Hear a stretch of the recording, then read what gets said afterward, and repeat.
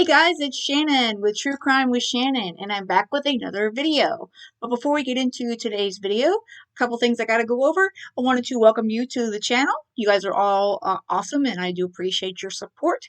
If you like the content that you're seeing, do me a quick favor, hit that like button. That way it gets more traction and more folks can see the video through the all that crazy stuff that YouTube calls analytics and all that, which I have no idea how to figure out. It's confusing to me anyway. And also, if you like the channel and you would like to keep following my videos, I would really appreciate it if you'd hit that subscribe button for me right there. That way you'll be notified whenever I post a new video. With that said and done, let's get into today's topic. Okay, I wanted to cover a case that actually I just learned about on the Banfield show last week. And I wanted to cover it because it really just, it got my attention.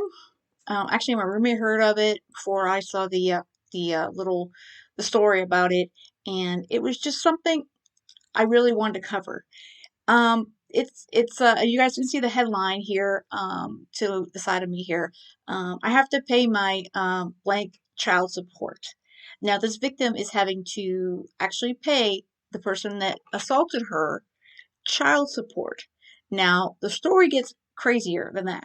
So let's go over the story so you guys can see what's going on. Okay. All right. Earlier this year, a Louisiana woman says the man she accuses of R-ing her was given full custody of her daughter. A judge then reportedly ordered her to pay the man child support. Crystal Abelseth says she met John Barnes, the man who allegedly R-ed her, at a bar in Louisiana on December 15th, 2005. She was only 16 and he was 30. When my daughter was 5 years old, he found out about her.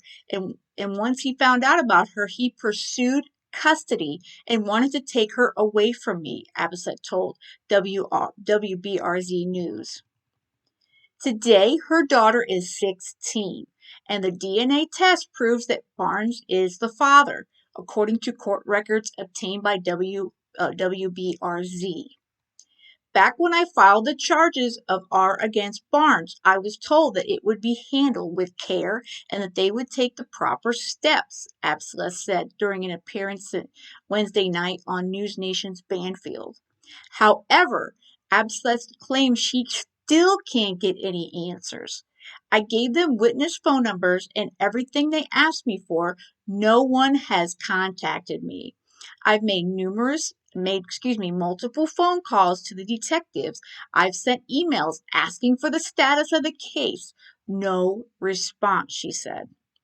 Stacy Triage, who is Abelseth's advocate and founder of the nonprofit Save Live 35 Foundation, believes that politics are in play with the judge's decision. You have birth certificates, you have DNA evidence, all the facts are there. So this mother should have never had to go through this mud that she's going through for the past 10 years with this legal battle back and forth, because he should have never been given any rights to the child at all, she said.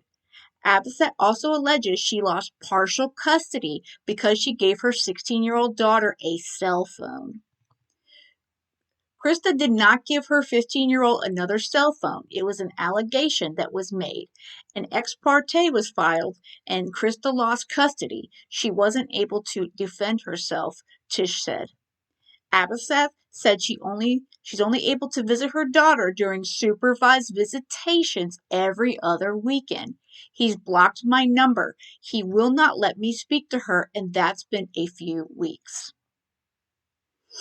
What is so beyond shocking about this case is that we're dealing with an amazing mother who's never been in trouble with the law. She's never had a drug problem, yet custody is being taken away from her. However, he has a criminal past.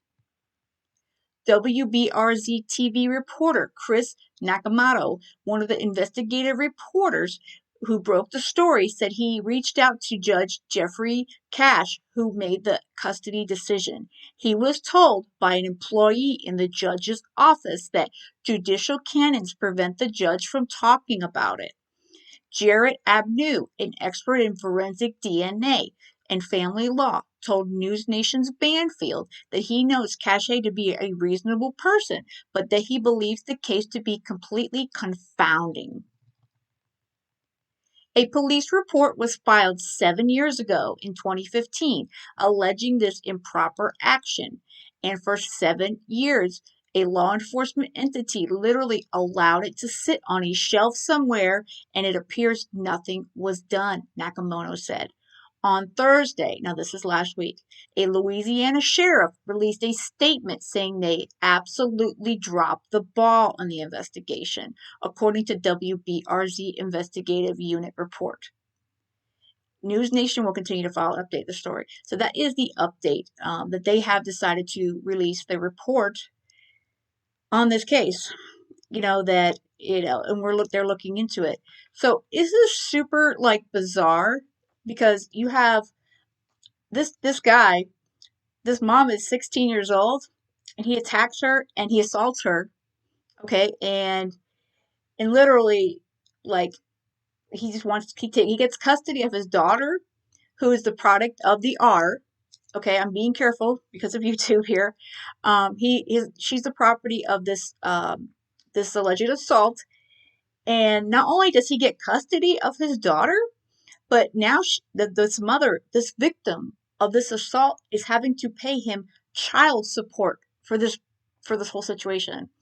And they were on Banfield, and the last update was that the daughter does not want to be there, and as far as we know, she's still in her father's custody, her biological father's custody.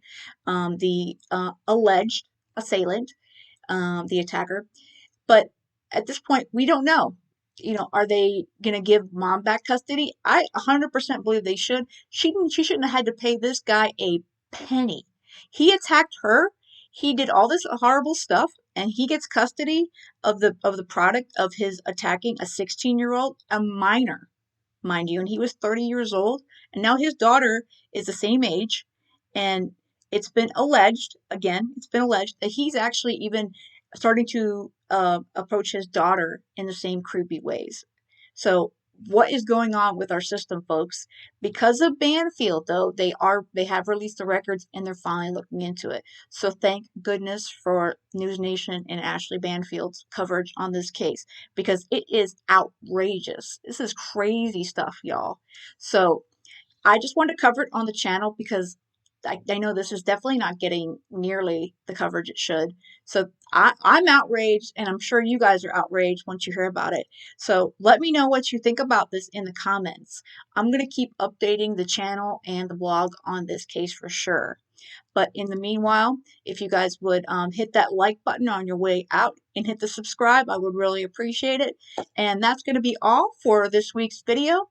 And I do appreciate every single one of you. And you guys stay safe out there.